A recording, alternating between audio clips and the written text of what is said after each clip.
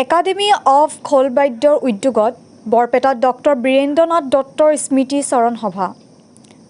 বৰপেটাৰ academy of খোলবাদ্যৰ উদ্যোগত আৰু মাধৱ চৌধুৰী মহাবিদ্যালয়ৰ সহযোগত মহাবিদ্যালয়ৰ আলোচনা গৃহত আজি সদ্যপ্ৰয়াত বিশিষ্ট শিক্ষাবিদ গৱেষক তথা শিল্পী ডক্টৰ বীৰেন্দ্ৰনাথ দত্তৰ এখন স্মৃতিচাৰণ সভা অনুষ্ঠিত হয়। বৰপেটা ছোৱালী মহাবিদ্যালয়ৰ অধ্যক্ষ ডক্টৰ বীৰেঞ্চি কুমাৰ দাসে পৰিচালনা কৰা এই সভাৰ আৰম্ভণিতে ডক্টৰ দত্তদেৱৰ প্ৰতিচ্ছবিত মাল্যৰ্পণ কৰে মাধৱ চৌধুৰী মহাবিদ্যালয়ৰ অধ্যক্ষ ডক্টৰ প্ৰকাশ শৰ্মাই। সভাত বীৰেন্দ্ৰনাথ দত্তৰ স্মৰণত সুস্থ শিল্প আৰু সংস্কৃতি সাধনাৰ প্ৰসংগ বিষয়ত বক্তৃতা প্ৰদান কৰি নসত্ৰৰ কৃষ্ণগুৰু আধ্যাত্মিক বিশ্ববিদ্যালয়ৰ উপাচাৰ্য ডক্টৰ দীনেশ বৈশ্যই কয় যে কিছুমান মানুহে বঁটা পালে বঁটাৰ মূল্য কমে, আনহাতে ডক্টৰ বীৰেন্দ্ৰনাথ দত্তৰ দৰে ব্যক্তিয়ে বঁটা লাভ কৰিলে বঁটাৰ মূল্য বাঢ়ে।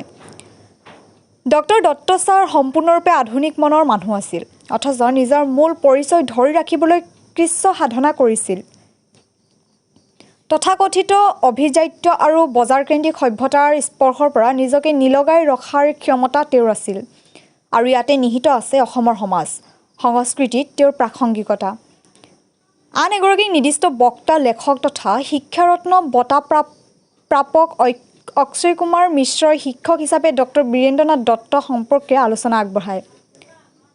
তেওঁ কয় যে ডক্টৰ বীৰেন্দ্ৰনাথ দত্ত কেৱল বৃত্তিগতভাৱে নহয়, প্ৰবৃত্তিগতভাৱেও শিক্ষক আছিল। ডক্টৰ দত্ত আছিল ঐতিহ্য আৰু আধুনিকতাৰ মাজত সমন্বয় স্থাপন কৰোঁতা।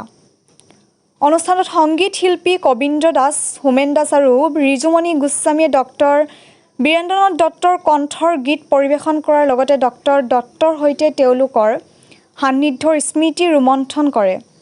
সভাত একাডেমি অফ খোলবাদ্যৰ শিল্পীসকলে খোলবাদ্য আৰু বিপুল দাসে বেহেলা পৰিৱেশন কৰে। বৰপেটাৰ পৰা গীতাঞ্জলি শৰ্মাৰ ৰিপৰ্ট।